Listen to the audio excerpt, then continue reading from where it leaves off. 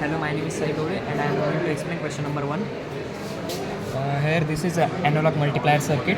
We are giving two signal, one signal to x1 and another signal to y1, and x2 and y2 are connected to the ground, and we are giving negative feedback from z1 to output, and z2 is connected to the ground.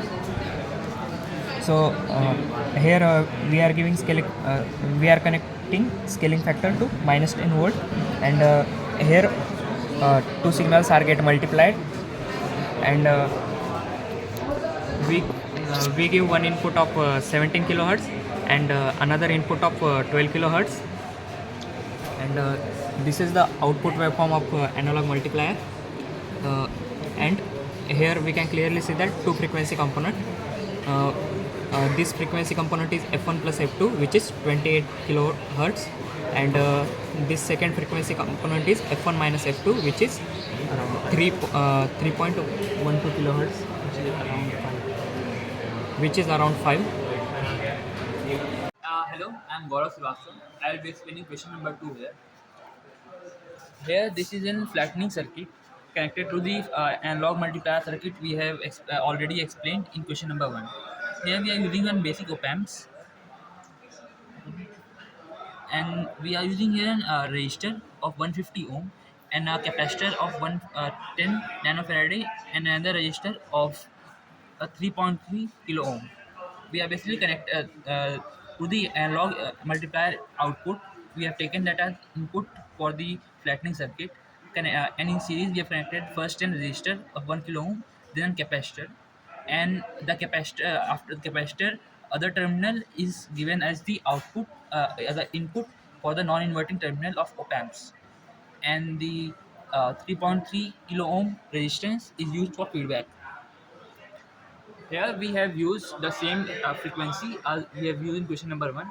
Here channel 1 frequency 7 kilohertz and channel 2 frequency 12 kilohertz.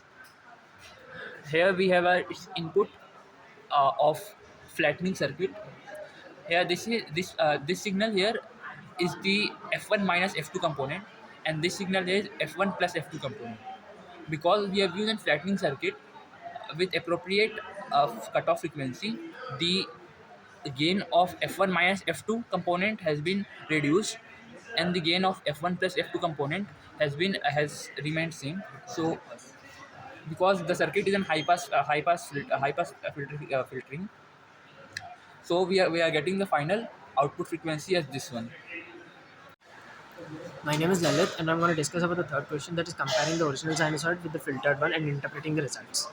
So here, if we look at the oscilloscope, we see this is the original output of sinusoid, and this is the filtered one. So here, we through the analog multiplier, first we took an input for the analog multiplier as f1 and f2, two waves, and then from that we obtained a wave with two frequencies, that is f1 minus f2 and f1 plus f2. Over here, f1 minus f2 contains 5 kilohertz and f1 plus f2 contains 28 kilohertz. So now, during the filtered wave, what we see is the f1 minus f2 wave, f1 minus f2 frequency is suppressed, leading to distortion in the wave, which is observed over here. So now let's look at the FFT. So this is the FFT of channel 2, that is the filtered one. So now if you look into the FFT of the channel 1, here this is the FFT of channel 1, which is obtained. Here we will show the question number 4, that is the interpretation of FFT of filtered and unfiltered wave. Here this is FFT of analog output before filtering. Here this is the frequency component of f1 minus f2, and this is the frequency component of f1 plus f2. We can see here that both of the height is same because the gain of both are of same magnitude. This is before filtering, and after filtering, this is the wave we are getting.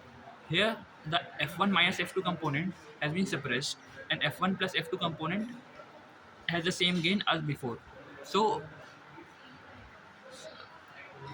so this is the work of filtering circuit. We have chosen the filtering resistor and the capacitor as such to suppress the f1 minus f2 component.